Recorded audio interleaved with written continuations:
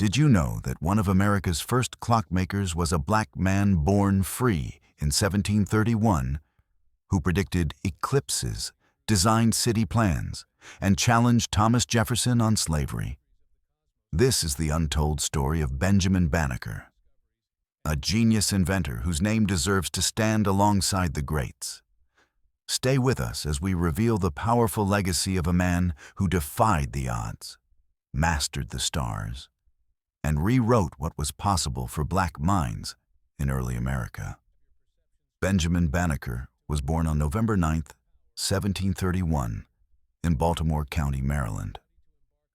He was not born into slavery, but into a rare free black family at a time when nearly every African American was bound by chains. His father, Robert, had bought his own freedom. His mother, Mary, was the daughter of a formerly enslaved African man and an English woman. This family of farmers built a modest but stable life in the countryside.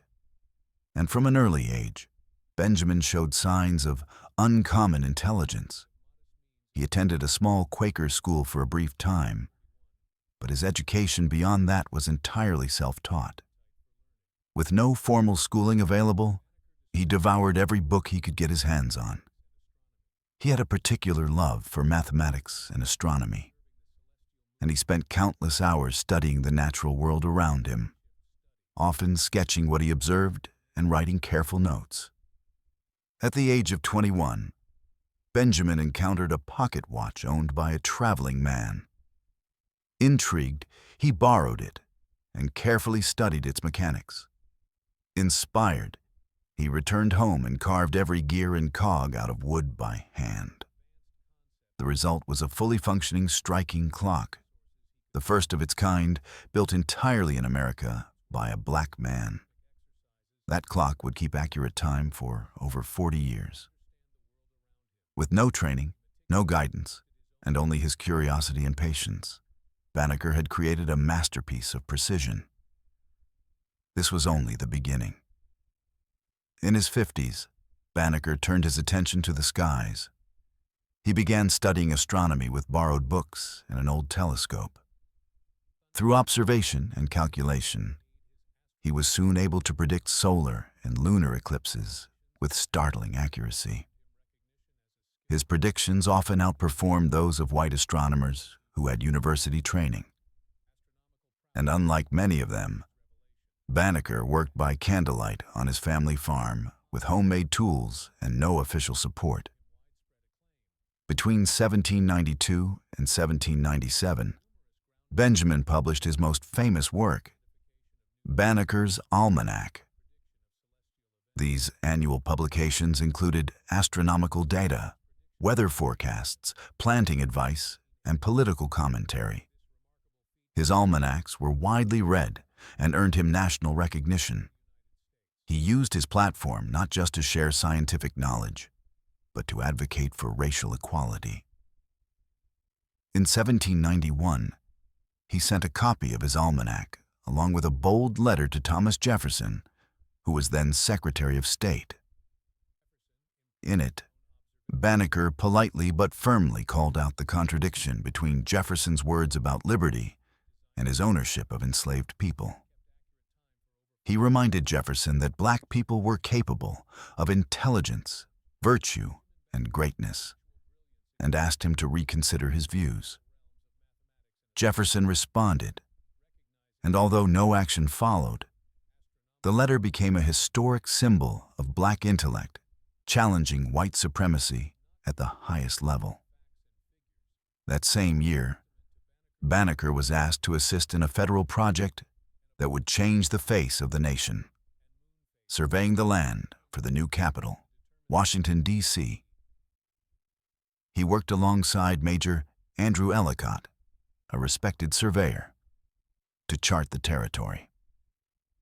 When the lead architect, Pierre L'Enfant, abruptly quit and took the plans with him, Banneker stunned everyone by reproducing the entire city layout from memory. It was a feat that left an indelible mark on the history of American architecture and planning. Though he contributed to national projects and influenced powerful men, Banneker never sought fame. He never married and remained on his family's farm his entire life. He lived a life of simplicity, rising early, working hard, and studying late into the night. He was a man of routine, purpose, and self-discipline.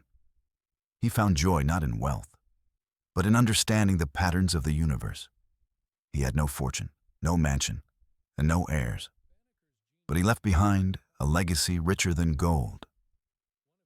Sadly, just after his death in 1806, his home burned down under mysterious circumstances, destroying most of his books and scientific instruments. What little remained of his journals and calculations was saved by neighbors who understood the significance of what they had lost. Today, Benjamin Banneker's legacy lives on in ways he likely never imagined. Schools, parks, and neighborhoods are named in his honor. His image has appeared on U.S. stamps. The Benjamin Banneker Academic High School in Washington, D.C. stands as a tribute to Black excellence in education. Even the U.S. Navy named a ship after him. Though he died without material wealth, his contributions shaped the identity of a nation and inspired future generations of Black scientists, engineers, and thinkers. Private museums and historical societies continue to display replicas of his wooden clock and personal journals. Scholars study his work to this day, amazed at his mind and the depth of his observations. One of his lesser-known achievements was his documentation of the 17-year cicada cycle, an early study of insect behavior that modern entomologists still reference. Banneker's story is more than a tale of brilliance. It is a reminder that genius is not limited by race or resources. It is a story of what's possible when the mind is free, even if the world around it is not. He defied the expectations of a racist society and carved out a place in history with nothing but intellect, resilience, and integrity. If more people knew the story of Benjamin Banneker, we might look at American history very differently. He wasn't just an inventor or a stargazer. He was a visionary who saw beyond his time. And now, you've seen it too. If you want more inspiring stories like this one, make sure you subscribe and share. And let us know in the comments who you want us to explore next. Thanks for listening.